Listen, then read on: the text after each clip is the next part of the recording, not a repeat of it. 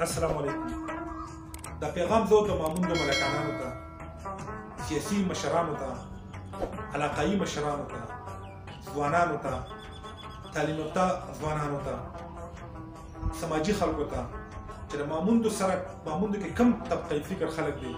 دې ټولو ته زه دا پیغام ورکوم چې موږ د ماموندو نوم لږ شاته کړو. زموږ چې کم مشرانو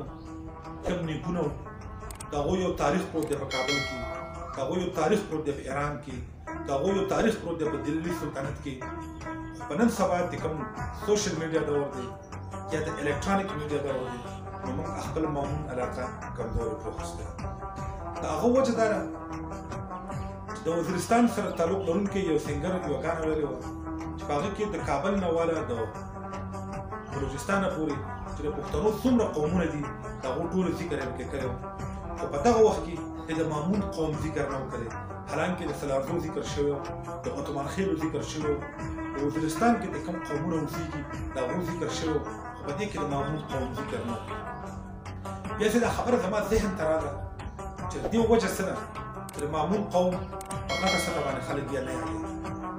نو د ډېر تحقیق او د ډېر سوچ نه بعد زما ذهن ته دا خبره راغله چې په پشت کې شهابالدین خان اوسېږي، هغه وایي زه شهابالدین سلارزی یم. په وزیرستان کې چې هر یو سیاسي کس یا ډاکټر یا انجینر خو د هر طبقه فکر په هغه په ځان پسې یا مسعود لیکي یا به وزیر لیکي یا به داول لیکي. دغه رنګې چې په مومندو کې هر یو ایم ایل ای ایم پی ایز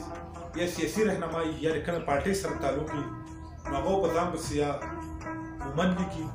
یا به صافي لیکي یا چې په مومندو کې نور کوم قومونه دي دغه به لیکي. دغه رنګې چې په دیر کې کوم ایم ایل ایز دي، کوم ایم پی ایز دي یا کوم خلک دي یا سیاسي خلک دي، نو هغوی به د خپل قوم یا به ځان پسې یوسفزی لیکي یا چې هلته نور کوم قومونه آباد دي هغه به ځان پسې لیکي. خو چې خبره باجوړ ته راشي نو په باجوړ کې په سلارزو کې هم شهابالدین خان سلارزی یا نور دغه نظام الدین خان سلارزی هغوی به ځان پسې لیکي. خو چې خبره دلته موږ ماموندو ته راشي نو په ماموندو کې زما سره ډېر قابله مشران شته دي، د هغه د سیاسي پارټیانو رهنما پاتې شوي، هغوی په ځان پسې مامون قوم نه لیکي. زه د باجوړ چې کوم سیاسي خلک دي د ماموندو علمای کرام دي، ملکانان دي، لکه دې سره به زموږ یو پهچان جوړېږي، زموږ دا نوم به دنیا ته پوښتلی کېږي چې دلته څوک اوسېږي، کوم قوم دلته اوسېږي. ګوره یو صحابي فضل حیان باجوړی چې کله به دا نوم رالی دا ډېر مخکنی صحابي دی، هسې به خلکو وایي چېرې د تعلق د باجوړ سره دی، لکه موږ به ښه ښکارېدلو ځکه چې هغه خپل ځان پسې باجوړ نوم اخوسته. نو دغه رنګې چې د باجوړ کوم علمای کرام دي، سیاسي خلک دي، مشران دي، ایم ایل ایز دي، خوند به نه کوي چې ګلظفر خان دا وایي چې ایم ایل ای ګلظفر خان مامون یا قاري عبدالمجید مامون یا ملک خالد خان مامون، ملک شاولی خان مامون، علي شاولی خان خو پسې مامون اخوسته دي،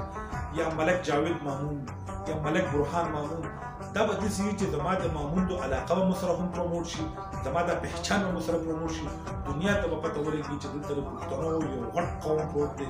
یو دروند قوم پروت دی چې په هغې کې درانه مشران دي، په هغه کې درانه سیاسي خلک پکې دي او هغه یو دروند سوچ لري د خپل قوم دپاره، د خپل علاقې دپاره او د خپل ولس دپاره. او په لکونو دلته پښتانه پراته دي، په لکونو دلته مامون خلک پروت دي. ګوره په دې باندې علاقه ډیولپ کېږي، علاقه په ښایسته ښکاري. خو په امریکا کې یو باجوړی کار وکړي نو دلته به موږ ټول باجوړ ښه ښکارو، خو د مامون ته یو کس ښه کار وکړي ټول مامون ته ښه ښکاري. دغه زموږ تاریخ دی، دا زموږ پهچان دی، دا زموږ ابرو ده، دا به موږ کوو. زما د ټول ماموندو سیاسي خلکو ته دا درخواست دی چې په خپل نوم پسې کم سے کم مامون لیکئ، دې کې به زموږ هم پهچان جوړېږي، ستاسو هم پهچان جوړېږي او تاسو به یو دروند قوم او د یو دروند قوم رهنمایي به تاسو کوئ او یو دروند قوم به تاسو د شاته ولاړ وي. والسلام.